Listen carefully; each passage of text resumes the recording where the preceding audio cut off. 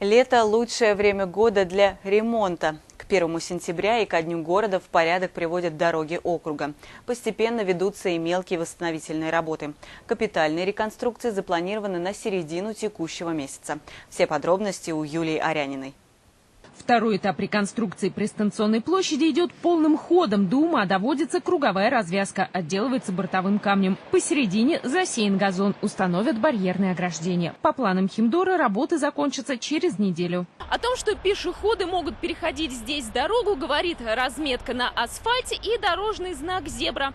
Но уже ко Дню города, как обещают сотрудники Химдора, здесь будет стоять вызывной светофор. Дальше будут установлены шлагбаумы для проезда автобусов, то есть чтобы автомобили не проезжали на парковку автобусов. Там уже стоят от автобусного парка будки, там будут шлагбаумы.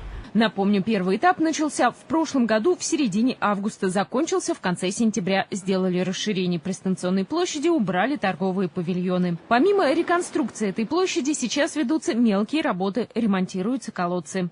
Демонтируют асфальт, если плита разбита, значит снимаем плиту опорную, ставим новую, смотрим, если ствол колодца разрушен, да, то разбираем вокруг него, демонтируем все это и ставим кольца.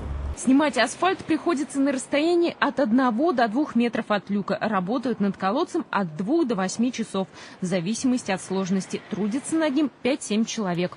Капитальные ремонты дорог начнутся во второй половине августа.